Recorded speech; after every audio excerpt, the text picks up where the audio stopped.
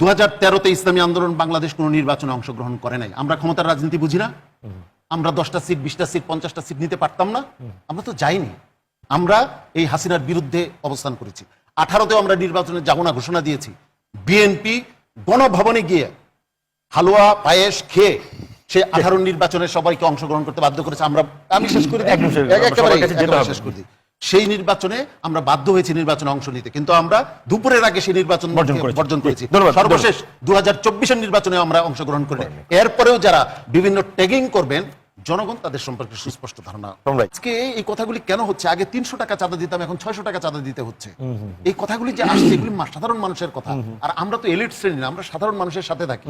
আমরা খেটে খাওয়া মানুষের সাথে কথা বলি, তাদের হৃদয়ের কান্না আমরা শুনতে পাই, বাতাসে লাশের গন্ধ পাই। আজও আমি মাটিতে মৃত্যুর নগ্ন নৃত্য দেখি, ধর্ষিতার কাতর চিৎকার শুনি আজও আমি তন্দ্রার ভেতরে। এদেশ কি ভুলে গেছে সেই দুঃস্বপ্নের রাত, সেই রক্তাক্ত সময়? শহীদ ভাই জিজ্ঞেস করেছেন আমাদের বট বাহিনী আছে কিনা। আমাদের বট বাহিনী নাই। জুনায়েদ আহমেদ পলক ঠিক যেদিন সেই ইন্টারনেট বন্ধ করে দেওয়ার আগে সে কিন্তু এই কথাটাই বলেছিল। আপনার মনে পড়ে যে বট বাহিনী দিয়ে এই সরকারের বিরুদ্ধে অপপ্রচার চালানো হচ্ছে। কোনটা বট বাহিনীর কথা আর কোনটা সাধারণ মানুষের কথা, এতটুকু বোঝা আমাদের জরুরি। কারণ তাহলে আমরা মানুষের পালসটা বুঝতে পারবো। আজকে এই কথাগুলি কেন হচ্ছে? আগে 300 টাকা চাঁদা দিতাম, এখন 600 টাকা চাঁদা দিতে হচ্ছে। এই কথাগুলি যে আসছে, এগুলি সাধারণ মানুষের কথা। আর আমরা তো এলিট শ্রেণী না, আমরা সাধারণ মানুষের সাথে থাকি। আমরা খেটে খাওয়া মানুষের সাথে কথা বলি, তাদের হৃদয়ের কান্না আমরা শুনতে পাই। এই হৃদয়ের কান্নাকে বহাল রেখে আমরা যদি তাদের উপরে আগের ব্যবস্থা, পুরনো ব্যবস্থাকে চাপিয়ে দেই, তাহলে ওই 5ই আগস্টের যে আত্মত্যাগ, সেগুলির সাথে গাদ্দারি করা হবে। সেই ছেলেটার সাথে গাদ্দারি করা হবে যে ছেলেটা ওই পুলিশের একটা ভ্যানের উপরে শোয়া ছিল, জীবন্ত অবস্থায় সেখান থেকে তাকে টেনে হিচড়ে নামানো হয়েছিল। আমরা এখন যে কার্যক্রমগুলো অনেকেই করছি, সেগুলোকে গাদ্দারি হচ্ছে না? অবশ্যই, প্রত্যেকটাই। আমি একটা কবিতা বলতে চাই। এই কবিতাটা আশ্চর্যজনকভাবে আজকে সারাদিন আমার মাথায় ঘুরছিল। যে কবিতাটা লেখা হয়েছিল আমাদের স্বাধীনতার যুদ্ধ নিয়ে, কিন্তু আমার মনে হচ্ছে সেই কবিতাটা আবারও এই সময়ে এসে আমাদের দ্বিতীয়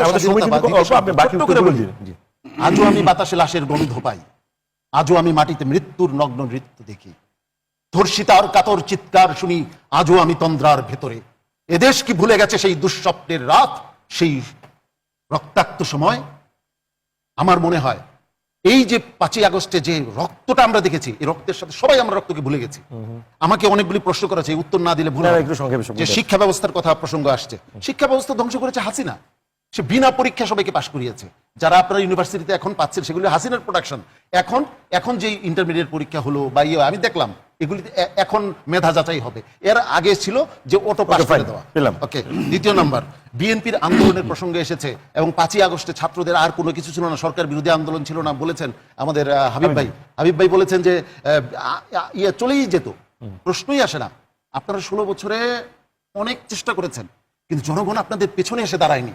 আপনারা চেষ্টা করেছেন, জনগণ কেন আস্থায় আনতে পারেনি? কারণ আপনাদের 91 থেকে 95, তারপর 2001 থেকে 2006 এই সময়ের অনেক ঘটনা জনগণের মানসপটে আছে তো, যার কারণে তাদের। কিন্তু এই ছোট্ট ছোট্ট শিশুরা যখন রাস্তায় নামলো, তখন সকল শ্রেণীর সকল মানুষ এক মত হয়ে রাস্তায় নেমে এলো, জীবন দিল, রক্ত দিল, সর্বস্ব দিয়ে এই করলো। এবং সর্বশেষে আরেকটা বিষয় আমি আমাদের ভাই একটা প্রসঙ্গ উঠেছেন এবং ওনারাও কিছু কিছু উঠিয়েছেন, নির্বাচন নিয়ে প্রশ্ন আকার ইঙ্গিতে।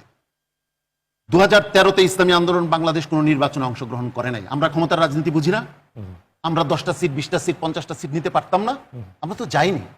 আমরা এই হাসিনার বিরুদ্ধে অবস্থান করেছি। 18তেও আমরা নির্বাচনে যাব না ঘোষণা দিয়েছি।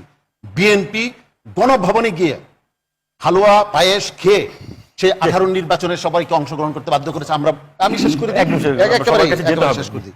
সেই নির্বাচনে আমরা বাধ্য হয়েছি নির্বাচনে অংশ নিতে, কিন্তু আমরা দুপুরের আগে সেই নির্বাচন বর্জন করেছি। সর্বশেষ 2024-এর নির্বাচনে আমরা অংশগ্রহণ করি। এরপরেও যারা বিভিন্ন ট্যাগিং করবেন, জনগণ তাদের সম্পর্কে সুস্পষ্ট ধারণা।